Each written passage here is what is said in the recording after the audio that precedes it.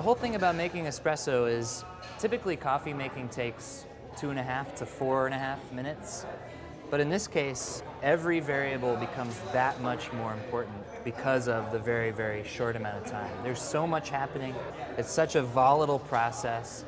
It's kind of a violent thing, extracting espresso. It's 135 pounds of pressurized water, which is like, you know, an adult human being's body weight being forced through just a tiny wafer of coffee. And any misstep by the barista is going to manifest itself in the cup in a very unpleasant way. And the reason is because most people who are preparing it don't give it that sort of respect that it needs. This is a good practice when you first walk up to the machine just to see how it feels. If it feels really coarse, then it probably is. So a lot of times I can make an initial adjustment just by feeling it and going, okay, that's off. All right. Before you ever prepare a shot of espresso, you want to make sure to preheat a cup. So here's my cup. I'm just going to set it under the hot water spigot. I don't want to have my hands down there because I don't want to get burned. I'm going to fill it about 1/3 to 1/2 of the way full.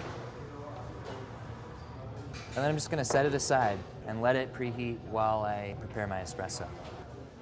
This is the portafilter. And first thing I'm going to do when I pull a shot, especially if there's an old coffee cake in here, I'm just going to knock it out, one tap. And then I want to actually make sure that the basket is clean and dry, because coffee, when it's ground, exposes all of this oil. And as we know, oil and water don't mix. So I want to get rid of the water, allow the oil a chance to do what it does best, which is seal off that little area there. This settles the coffee in, makes sure that it's nice and even. And now I have kind of a loose mass of coffee in the basket. If I were just to tamp that right now, it would be an uneven bed of coffee. There would be uneven density here and here and here. And as such, the water would over-extract the less dense and under-extract the more dense. So what I have to do is redistribute the coffee using my index finger. Next, I'm going to tamp. About 30 pounds of pressure, a little polish, wipe it clean, and it's just about ready to go. Purge a little bit of water through the group head. That's going to clean off the dispersion screen, and it's also going to make sure that what's available here is nice and fresh and hot water. Insert the portafilter, start my shot right away. Make sure to toss out that pre-warming water. Proper espresso extraction happens somewhere between 20 and 30 seconds, depending on what you're looking for. If your coffee looks pale, tastes a little thin and a little weak, then you might have to pull the shot a little slower, which just means adjusting your grind a little bit finer.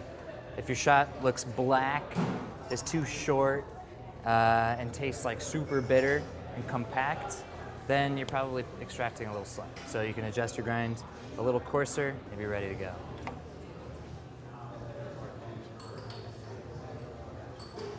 So when I'm done, it should look something like that.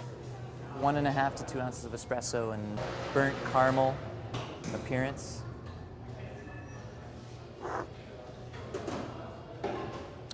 It's really nice. My name is Kyle Glenvil. We're here at Intelligentsia Coffee in Venice, California.